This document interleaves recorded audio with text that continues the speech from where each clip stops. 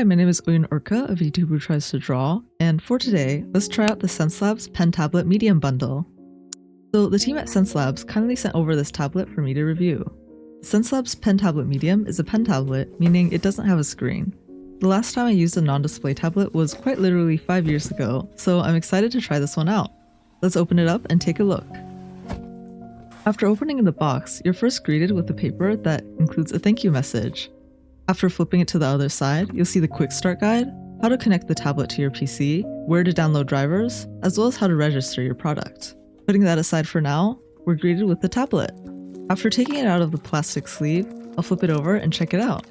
The tablet itself has a really smooth, sleek look and a good weight to it too. I'm excited to use this later.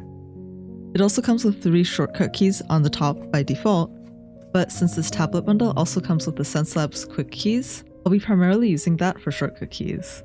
Moving on, we also have the pen case, some drawing gloves, and a sticker.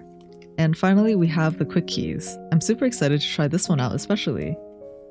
And underneath all of that is a tablet case as well. So taking a closer look at the pens, this bundle comes with 2 pens, a larger 3-button pen, and the thinner, smaller 2-button pen. I was happily surprised that it includes 2 pens, and both pens also come with an eraser.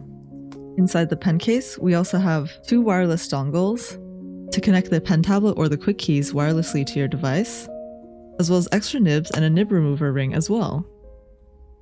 Moving on to the quick keys, this is a portable shortcut key device with 8 customizable buttons that you can set to any shortcut, and these can also be customized based on the program that you have open.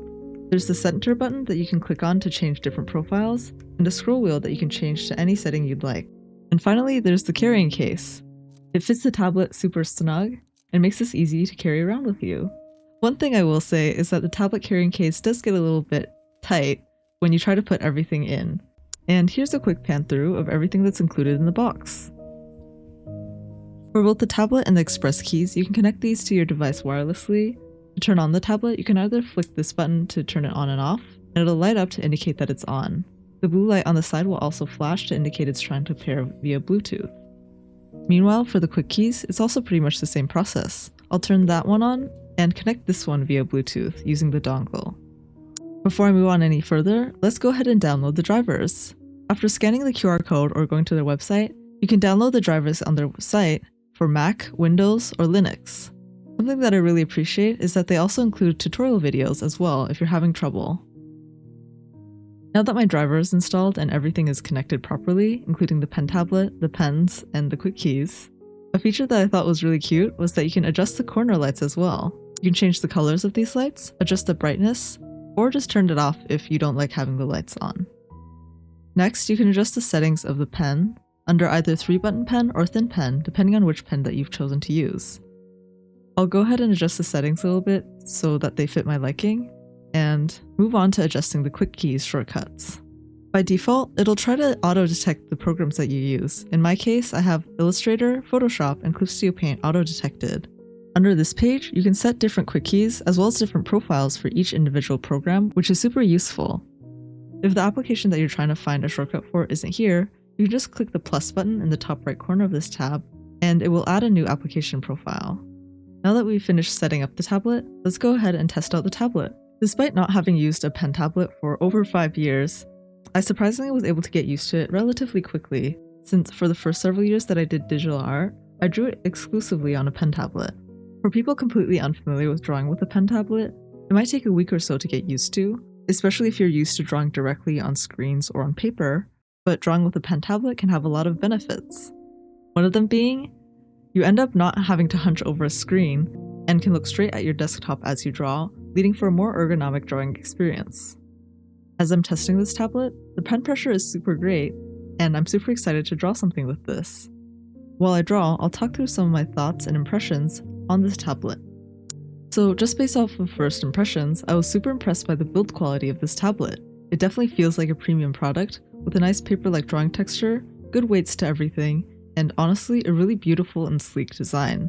The tablet itself is low profile, the quick keys are well designed, with even a small LCD screen that includes the names of all your shortcuts, so you never have to guess what shortcut does what, and a beautiful pen case.